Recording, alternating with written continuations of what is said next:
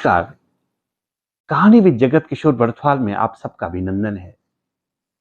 आज मैं आपको लिए चलता हूं पौड़ी गढ़वाल की सुरम्य घाटी गगवारशु घाटी में, और वहां स्थित हैं सिद्धपीठ श्री देवलेश्वर महादेव। श्री देवलेश्वर महादेव बलूड़ी गांव में स्थित हैं। एक ऐसा स्थान जिसका तप, जिसकी सुरम्यता सभी का मन मोह लेती है। इस घाटी में सबसे प्यारा सूर्यास्त होता है। इस घाटी में कभी शाम नहीं होती। यहां जैसे ही सूर्यास्त होता है सीधे अंधेरा हो जाता है। रमणीकता ऐसी, कोई अगर इसको देख ले तो उस मोहित हो जाए। एक कटोरी नुमा घाटी है गगवारशु घाटी। उस घाटी के राजा हैं श्री देवलेश्वर महादेव। केदारखंड के कुमारी पीठ में भी इसका जिक्र आया है। कहा जाता है कि जो व्यास महाराज हैं, उनके जो शिष्य थे, श्वेत शिष्य, उनके 108 शिष्य हुए, और उसमें उनका सबसे बड़ा शिष्य हुआ देवल।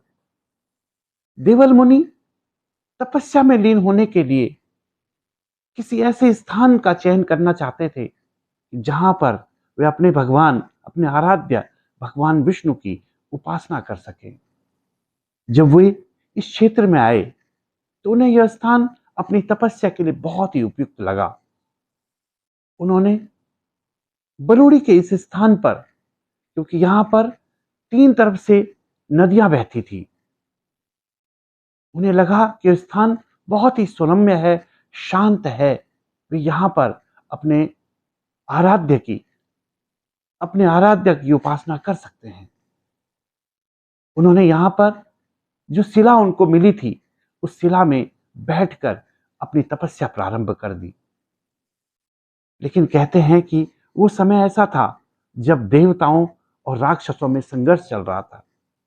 इस पूरे क्षेत्र में भी एक राक्षस जिसका नाम विडलाक्ष था, उसका राज चलता था, और वो विष्णु भगवान को अपना सबसे बड़ा दुश्मन मानता था। उसे कहीं से खबर लगी कि विष्णु भगवान का कोई उपासक उसके इस क्षेत्र में तपस्या कर रहा है। उसे बड़ा क्रोध आया। वह स्वयं ही वहां पर आया और उसने देवल मुनि की तपस्या भंग करने का पूरे यत्न किया। तपस्या भंग नहीं कर पाया तो उसने देवल मुनि को, जिस शिला पर वो बैठे थे, उस शिला सहित नदी में फेंक दिया। लेकिन बुरा वक्त सबका होता है। शायद विडलाक्ष का भी बुरा वक्त था। उस समय चतुर्मास चल रहे थे, और चतुर्मास के जो राजा होते हैं वो भगवान भोलेनाथ होते हैं। भगवान भोलेनाथ इसी क्षेत्र में विचरण कर रहे थे अपने गणों के साथ। यह घटना घटते हुए भगवान भोलेनाथ के एक गण भृंगी ने देख लिया। भृंगी बड़ा क्रोधित हुआ। वो आए और उन्होंने अपने अस्त्र से विडलाक्ष का वध कर दिया। विडलाक्ष का वध करने के बाद उन्होंने देवल मुनि को नदी से शिला सहित बाहर निकाला। जब देवल मुनि को बाहर निकाला तो अपनी उसी मुद्रा में थे जिस मुद्रा में उन्हें फेंका गया था, यानी तपस्या की मुद्रा में। भृंगी ने उन्हें जगाया। जब वो जागे तो उन्हें अपने सामने एक श्वेत पुरुष दिखाई दिया जिस पर राख लगी थी। देवल मुनि ने देखा तो उन्हें लगा कि उन्होंने पहले ऐसा कभी देखा नहीं था। उन्होंने भृंगी से प्रश्न किया कि ये कौन है। भृंगी बोले, ये महादेव हैं। आपको साक्षात महादेव के दर्शन प्राप्त हुए हैं। देवल मुनि अचंभित हुए। उनकी आंखें ठहर सी गई। उनका मन रोने को हुआ। उनकी आंखों से अश्रुधारा बहने लगी।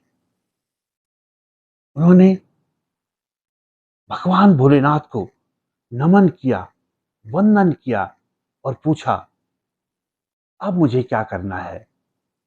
मैं तो इस शिला पर बैठकर अपने आराध्य भगवान विष्णु की तपस्या कर रहा हूं, लेकिन आपने तो मुझे साक्षात दर्शन दे दिए। इसका जवाब भृंगी नहीं दिया। उन्होंने कहा, हे मुनि देवल, विष्णु और भोलेनाथ में कोई अंतर नहीं है, दोनों एक ही हैं। आपको यहां पर भोलेनाथ ने स्वयं दर्शन दिए हैं। अब आप इस स्थान पर शिवलिंग की स्थापना कर भगवान भोलेनाथ की तपस्या करें। और उसी समय वहां से भोलेनाथ भी विदा हुए और भृंगी सहित सभी लोग वहां से अदृश्य हो गए। कुछ समय तक देवल मुनि उसी शिला पर बैठकर सोचते रहे, उस मुद्रा को, उस काया को अपने सामने महसूस करते रहे। फिर उन्हें लगा कि जब भोलेनाथ ने स्वयं मुझे दर्शन दिए हैं, तो मुझे अब भगवान भोलेनाथ की उपासना करनी चाहिए। इन्होंने उसी समय उस स्थान पर शिवलिंग की स्थापना की और फिर तपस्या में लीन हो गए।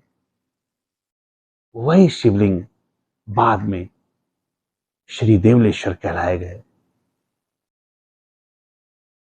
पूरा क्षेत्र उस लिंग को पूजने लगा।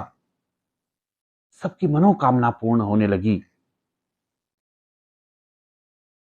बहुत सारी ऐसी माताएं बहनें जिन्हें संतान प्राप्त नहीं होती थी, वो जब सभी जगह से निराश हो जाती थी, तो अपने इसी शिवलिंग में आकर अपने उस आराध्य के सामने होती थी और रात भर खड़े रहकर हाथों में दिया रखकर, जलता दिया रखकर तपस्या में लीन रहने लगी। उसका परिणाम यह हुआ कि भोलेनाथ उन सभी पर खुश हुए, उन्हें आशीर्वाद दिया और वो उन सबको संतानों की प्राप्ति हुई। आज भी उस जगह पर एक बहुत बड़ा मेला लगता है, बैकुंठ चतुर्दशी का मेला।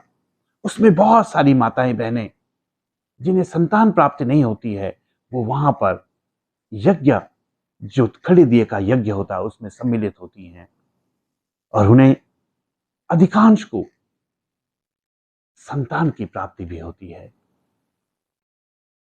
आइए अपने सिद्धपीठ देवादिदेव महादेव के दर्शन कीजिए। इस परिसर में भोलेनाथ के साथ साथ माता पार्वती का भी मंदिर है, उनके बेटे गणेश जी का भी मंदिर है, भगवान के रुद्र हनुमान जी का भी मंदिर है, भगवान के गले में जो नाग है उसका भी वहां पर, तक्षक नाग के रूप में वहां पर उसका भी निवास है। भैरवनाथ, शनि महाराज और भगवान के सभी रुद्र इस मंदिर पे विराजमान हैं। आइए हमारे साथ आप भी इस रमणीक स्थल, इस धार्मिक स्थल, इस बाबा भोलेनाथ सिद्धपीठ श्री भोलेनाथ के दर्शन कीजिए। आपको हमारी यह कहानी कैसी लगी?